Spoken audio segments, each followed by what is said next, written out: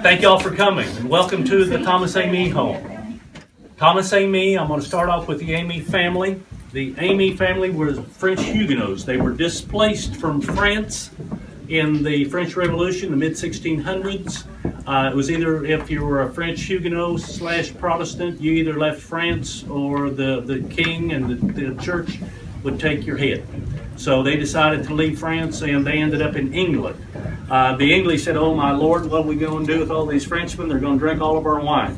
So they said, "Aha, we have a plan. We have this new colony that we need to settle, and so we'll ship them all over to the new colony," which is exactly what they did. They loaded the French up in the boats and sent them to an area which is now Virginia, an specific area called Monacan, or Monacan Town, if you will, and that's where they ended up in the mid-1600s. Well, several generations later, Thomas A. Mee, which would be third generation from the ones that came over, made his way down the coast from Virginia down to North Carolina and ended up settling on an area called Bladen County, North Carolina. There he built his first farm and mill, and that's where he was at the advent of the Revolutionary War. He was attached to and joined up and was part of the 3rd Regiment with Colonel Moultrie. It was fought in the Battle of Sullivan's Island. His older brother William had been appointed the commissary officer for the Wilmington district of the Continental Army, and then had health problems and family problems, and so they then tabbed Thomas A. Mee, the younger brother, and said, "Okay, yeah, now you're the commissary officer for the Wilmington district." And as such, he was responsible for gathering all the goods for the war effort for the Continental Army in the Wilmington district of North Carolina. Everything from shoelaces to buttons to food to cannons to animals, we have some reports of the various things that he actually did commandeer and get. He was a patriot's patriot, so much so that he mortgaged his own farm to buy goods for the war effort. The Revolutionary War comes along, and I think that Thomas A. Mee had, well, I think he was a very brilliant guy because he was planning, win or lose, he was going to have to do something. Because as early as 1777, we have recordation of him being in this area, which was western North Carolina, the wilderness, looking for property. And so 1780 rolls around, and he's still the commissary officer living in Bladen County, and Cornwallis, the British general in Charleston, says, "Okay, I'm going to make my push north, and I'm going to squash," in his words, "squash the rebellion in the Carolinas." So he starts a push north. Well, the Continental Army tells Tom, "You better get out of Dodge. You know, you're going to be in trouble. They catch you, they'll hang you," because he was the commissary officer and quite important. There was another reason why they said, "Tom, get out of here." He kept hiding out this other French Huguenot on his farm in Bladen County. And this guy would go out and make a raid on the British, and he'd retreat and hide in Tom's property. This other French Huguenot's name was Francis Marion. Anybody know who that was? Swamp Fox. So when Cornwallis is heading north, Tom loads, the Continental Army comes in with wagons. They load Tom and his 11 children and his wife and his 30-some slaves up in a wagon train, and they head them up here. And so if you wanted to come in, if you came in a wagon, you had to leave it at the creek and pack everything to wherever you were going. And that's recounted in some of the journals that we have from the people that came through here, or that we have copies of the people that came through here. So we know then that was the end of the road. Well, let's jump back to Governor Caswell, and I'm interpreting his conversation with Thomas A. Mee here, saying he says, "Tom," he said, "I'm going to have to get you out of here and send you to the wilderness. I'm going to give you 1,000 acres, but I'm going to give it specifically to you at the end of the road, because you've got to put in the first shopping center in the wilderness." Literally, he said, "Because I'm going to have to pay all these troops with land grants, and they're all going to be out in the wilderness.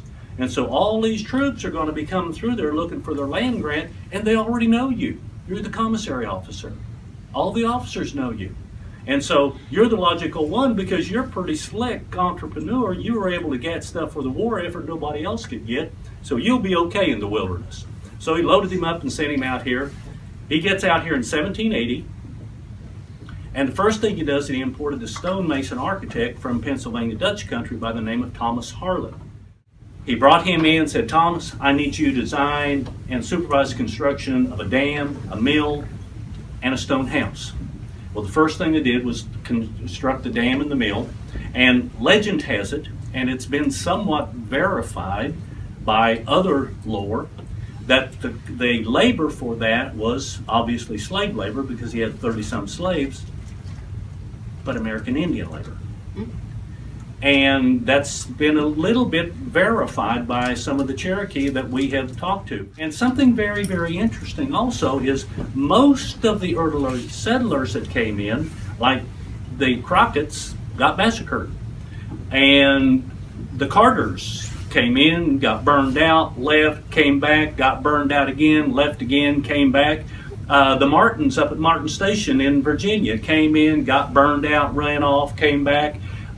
Thomas A. Mee came here, built a stone house, and stayed. Don't you find that kind of interesting? I think that he, being the entrepreneur trader that he was, traded with them. Developed a symbiotic relationship, and they said, hey, we might let you stay because you treat us, you take our goods and we get goods from you, and we might be able to use you.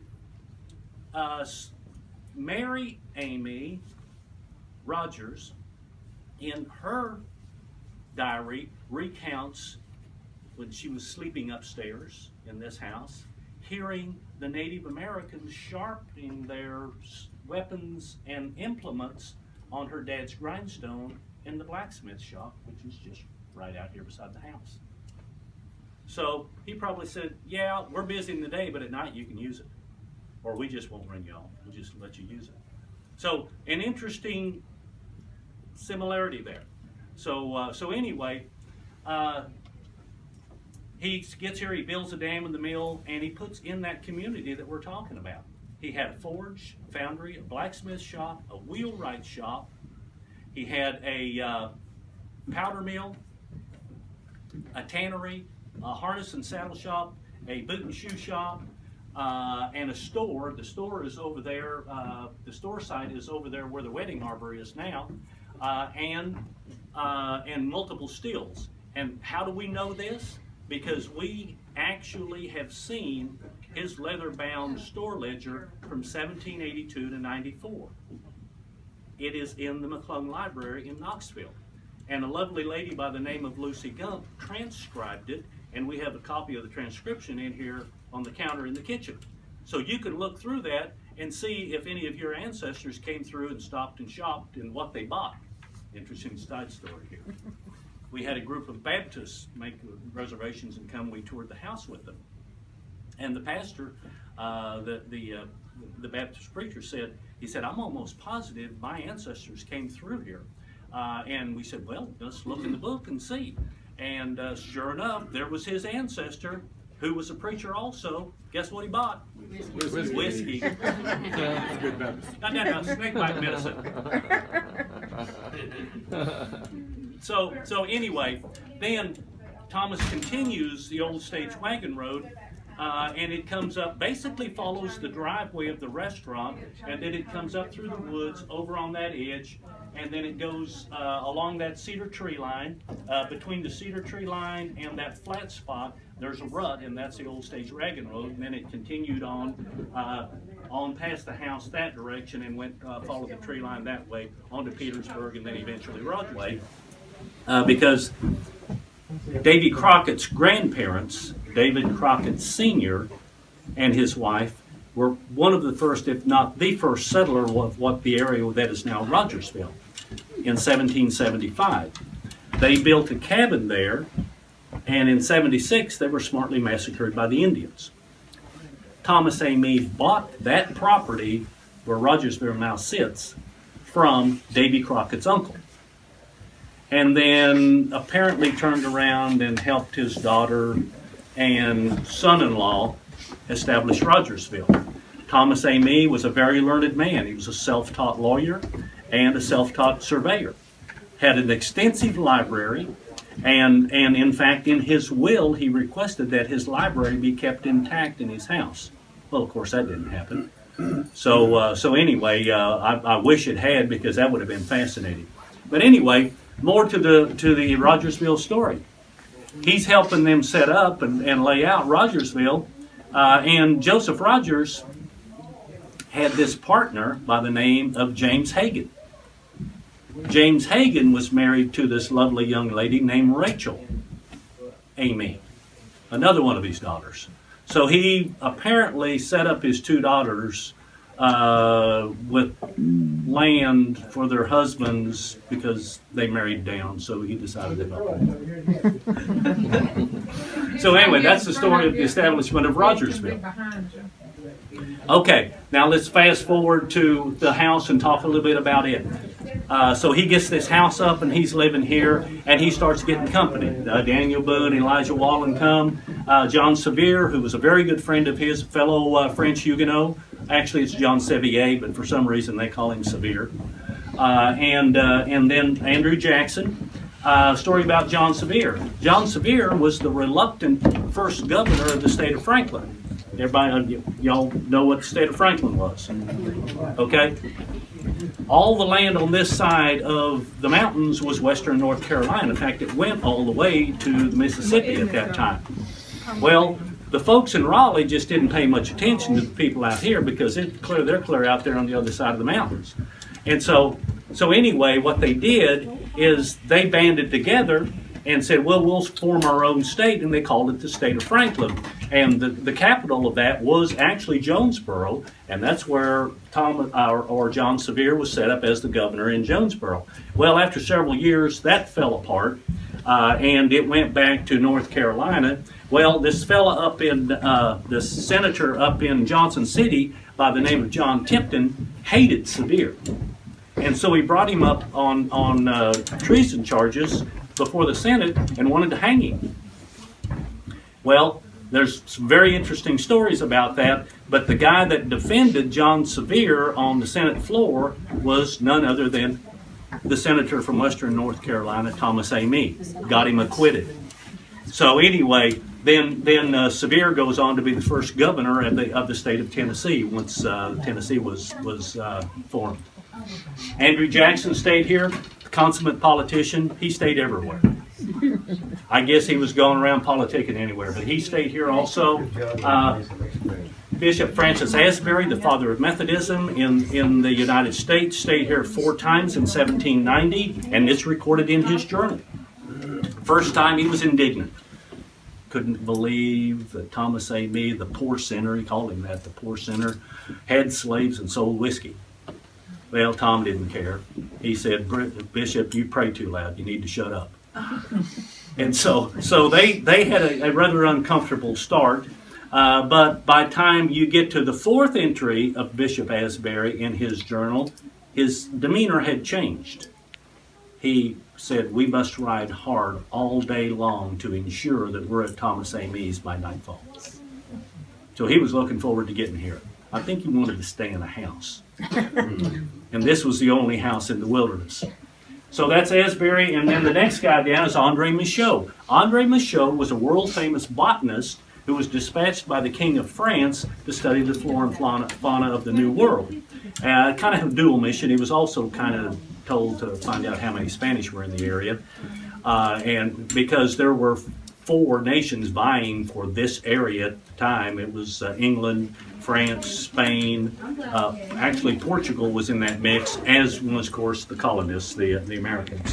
So this was some hotly contested property at the time. But anyway, André Michaux is credited with introducing to the New World the mimosa, the crepe myrtle, the gardenia, and tea.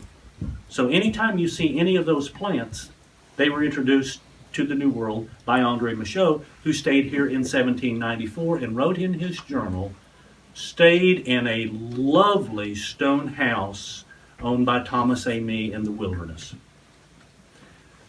Michaux went on, continued his study on, toward Knoxville, ended up naming a place over there called Strawberry Plains.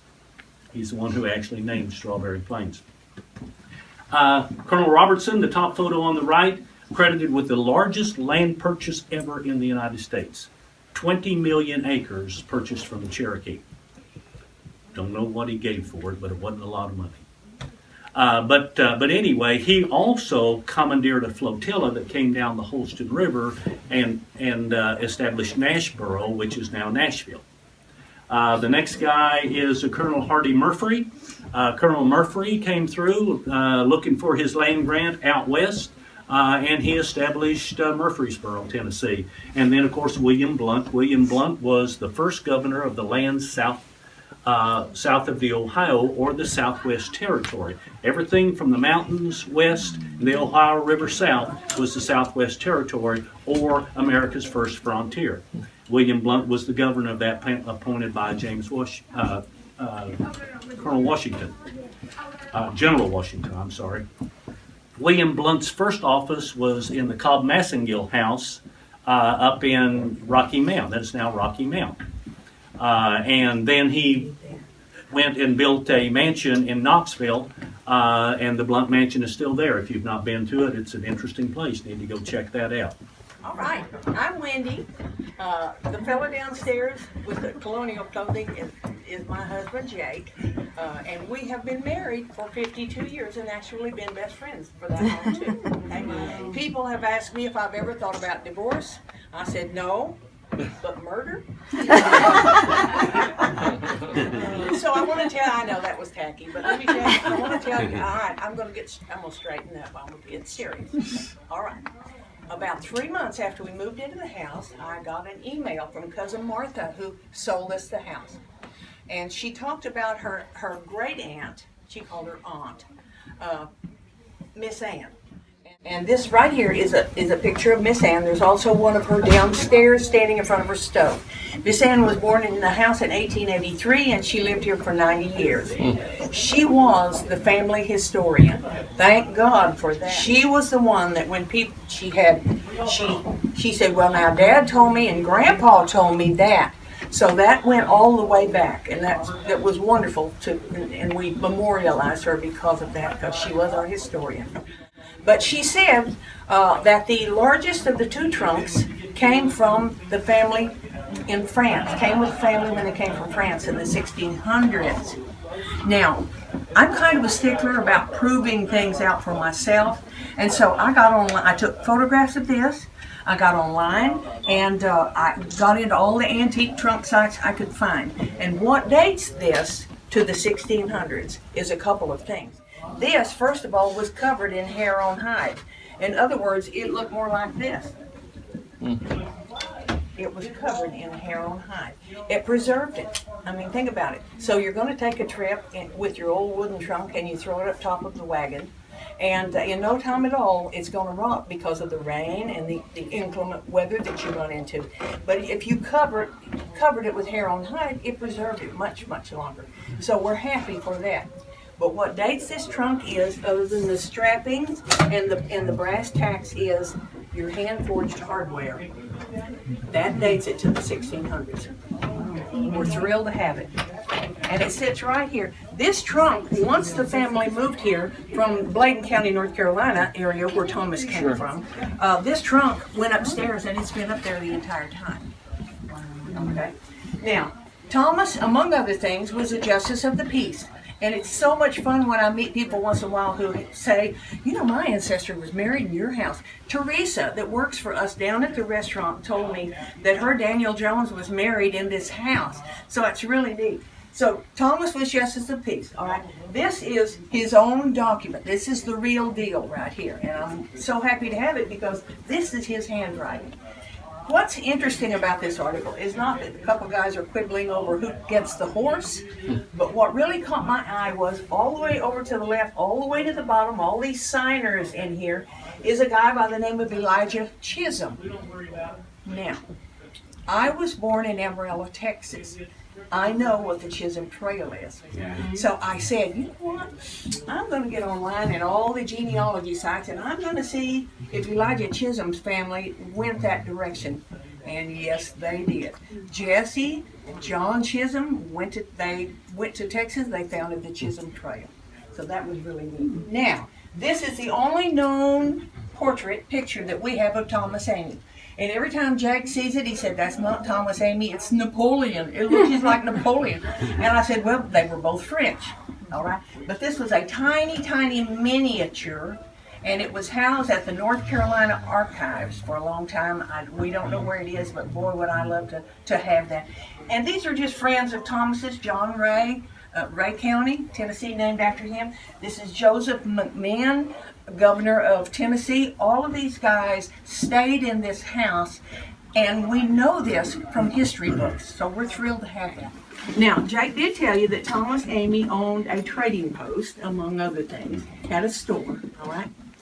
In 1786, in June of 1786, Thomas came up with this, what he thought was a wonderful idea. He said, I will load my store goods on a flatboat.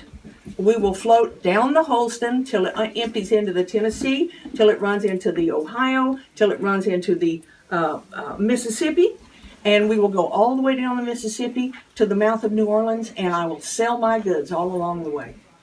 Great idea. Terrible timing. In 1786, the Spaniards had control of the Mississippi. But you know what? Any man who would say persevere with honor was going down the river no matter what.